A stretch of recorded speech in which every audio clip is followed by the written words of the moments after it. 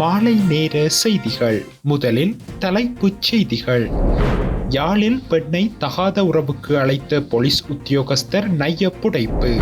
மாணவியின் நட்பால் ஏற்பட்ட மோதல், 4 மருத்துவமனையில். தென் மாகாணத்தில் பாலியல் தொழிலாளிகளாக 7000 பெண்கள். பயனர்களுக்கு வாட்ஸ்அப் நிறுவனம் விடுத்துள்ள அறிவிப்பு.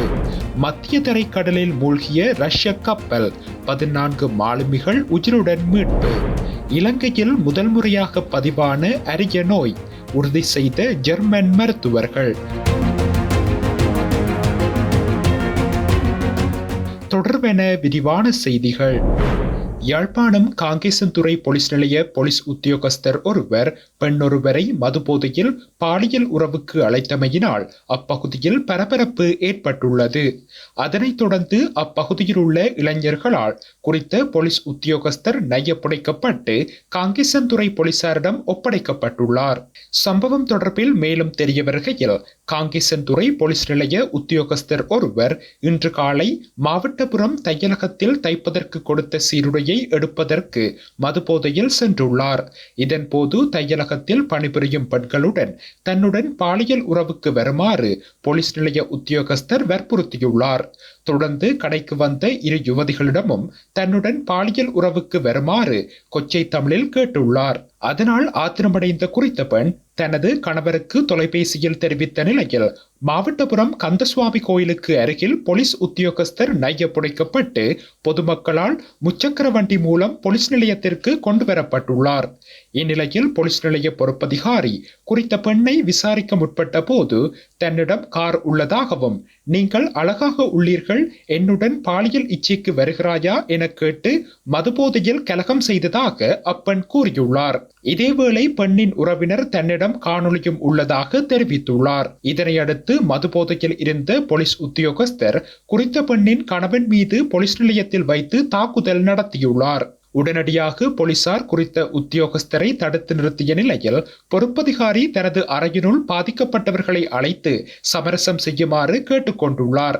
அதனையடுத்து குறித்த விடயம் மனித உரிமைகள் ஆணைக்குழுவிற்கு அறிவிக்கப்பட்டு பாராபட்சமற்ற விசாரணைகளை முன்னெடுக்க வேண்டும் என போலீஸ் நிலைய பொறுப்பதிகாரிக்கு யாழ் பிராந்திய மனித உரிமை ஆணைக்குழுவின் தலைவர் கனகராஜ் அறிவுறுத்தியுள்ளார். இந்நிலையில் தற்போது இது குறித்த விசாரணைகள் முன்னெடுக்கப்பட்டு வருகின்றன. மாத்தறை தெளிச்சவில சந்தியில் நேற்றிரவு இடம்பெற்ற மோதலில் பாடசாலை மாணவர் உட்பட 4 காயமடைந்து மாத்தறை பொது வைத்தியசாலையில் அனுமதிக்கப்பட்டுள்ளனர். குறித்த சந்தியில் மாணவி ஒருவரிடம் நபரொருவர் பேசிக் கொண்டிருந்த போது அதனை கண்டு கோபமடைந்த அவரது மாமா உள்ளிட்ட சிலர் வந்து தாக்குதலில் ஈடுபட்டுள்ளனர். தாக்குதலில் 15 வயது பாடசாலை மாணவர், 20 வயதுடைய அவரது சகோதரி, 30 வயதுடைய செவித்திறன் குறைபாடுள்ள நபர் ஒருவர் மற்றும் 33 வயதுடைய நபர் ஒருவரும் காயமடைந்து வைத்தியசாலையில் அனுமதிக்கப்பட்டுள்ளனர். அங்கு வந்த ஒருவர் 20 வயதுடைய யுவதியை பாலியல் ரீதியாக துன்புறுத்தி தாக்கியதாகவும் தெரிவிக்கப்படுகின்றது. இதேவேளை இது குறித்து மாலைப்பட போலீசில் முறைப்பாடு செய்யப்பட்ட போதிலும் விசாரணைகள் மேற்கொள்ளப்படவில்லை. சம்பவம் தொடர்பில் மாத்தறை போலீசார் விசாரணைகளை முன்னெடுத்து வருகின்றனர். தென் மாகாணத்தில் சுமார் 7000 பாலியல் தொழில்சார் பெண்கள் இருப்பதாக மனித மற்றும் இயற்கை வள அபிவிருத்தி அறக்கட்டளையின் நிறைவேற்று பணிப்பாளர் KB சஞ்சீவனி தெரிவித்துள்ளார். காலியில் கடந்த 20ஆம் திகதி நடைபெற்ற ஊடகவியலாளர் சந்திப்பிலேயே அவர் இதனை கூறியுள்ளார். இதன்போது அவர் மேலும் கூறுகையில், இலங்கை பெண் பாலியல் தொழிலாளர்கள் மற்ற வேலைகளுடன் ஒப்பிடும் போது வித்தியாசமான முறையில் ஏற்றுக்கொள்ளப்படுகின்றார்கள். இதனால் பாலியல் தொழில் செய்யும் பெண்கள் சமூகத்தில் பல்வேறு சவால்களை சந்திக்கின்றனர். பாலியல் தொழில் சார்ந்த பெண்கள் தங்கள் குடும்பங்களிலும் சமூகத்திலும் நிராகரிக்கப்படுகின்றார்கள். மேலும் சேவை வளங்கள் ஓரங்கட்டப்படுதல் மற்றும் பாகுபாடுகளுக்கு உட்பட்டது. கடந்த கொரோனா வைரஸின் போது முறைசாரா துறையில் வேலை இழந்ததால் பெண்கள் பாலியல் தொழிலாளிகள் அதிகமாக வேலைக்கு செல்லும் போக்கு இருந்தது. நுண்ணிதி கடன்கள் காரணமாக சில பெண்கள் பாலியல் சேவைகளை வழங்க தூண்டப்படுவதை நாங்கள் கண்டறிந்துள்ளோம். பல பெண் பாலியல் தொழிலாளர்கள் வேறு வேலைகளுக்கு திருப்பிவிடப்பட்டுள்ளனர். எனினும் வேலை செய்யும் இடத்திற்கு சென்ற ஓரிரு நாட்களுக்கு பிறகு குறித்த பெண் பாலியல் தொழில் செய்பவர் என்று தெரிய வந்ததன் காரணமாக வேலை இழந்த சம்பவங்களும் உள்ளன. ஒரு அமைப்பாக நாங்கள் எல்லா நேரங்களிலும் பெண் பாலியல் தொழிலாளர்களை மேம்படுத்துவதற்காக உழைக்கின்றோம். தேசிய அடையாள அட்டைகள் மற்றும் பிறப்புச் சான்றிதழ்களை பெறுதல் போன்ற சட்டப் பணிகளுக்கு எங்கள் அமைப்பு ஆதரவை வழங்குகின்றது. அவர்கள் சம்பாதிக்கும் பணத்தை சேமிப்பாக செலுத்துகின்றார்கள். எதிர்காலத்திற்காக முதலீடு செய்ய அறிவுறுத்துகின்றது.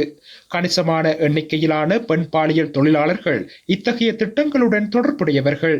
மனித மற்றும் இயற்கை வள மேம்பாட்டு அறக்கட்டளை பெண் பாலியல் தொழிலாளர்களுக்கான நலத்திட்டத்தை தயாரிக்க பாராளுமன்றத்தில் பொது பிரதிநிதிகளிடம் கோரிக்கைகளை சமர்ப்பித்துள்ளதாக தெரிவித்த அவர்கள் ஒரு அமைப்பாக தொடர்ந்து தீவிரமாக தலையிடுவார்கள் என்றும் KP சஞ்சீவனி தெரிவித்துள்ளார்.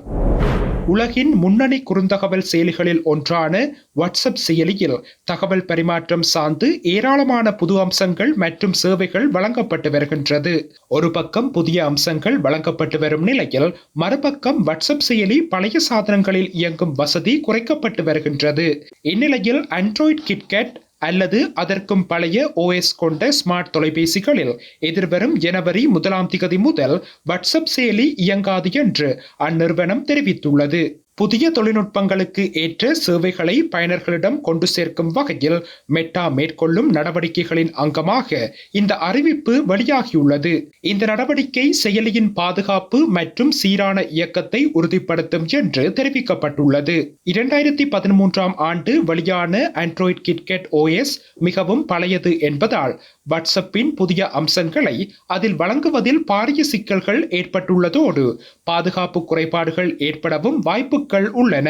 வாட்ஸ்அப் சேவை நிறுத்தம் காரணமாக சாம்சங், LG மற்றும் சோனி என பல ஸ்மார்ட் தொலைபேசிகளின் பழைய பதிப்புகளை பயன்படுத்துவோர் பாதிக்கப்படுவர் எனவும் தெரிவிக்கப்பட்டுள்ளது. ரஷ்யாவின் செயின்ட் பீட்டர்ஸ்பர்க் நகரில் இருந்து கடந்த 12ஆம் தேதி விளாடிவோஸ்டாக் நகரில் உள்ள துறைமுகத்திற்கு சரக்கு கப்பல் புறப்பட்டது. அந்த கப்பலில் 16 மாலுமிகள் பயணித்தனர். இந்நிலையில் கடந்த 22ஆம் தேதி மத்திய தரைக்கடல் வழியாக கப்பல் சென்று கொண்டிருந்தது.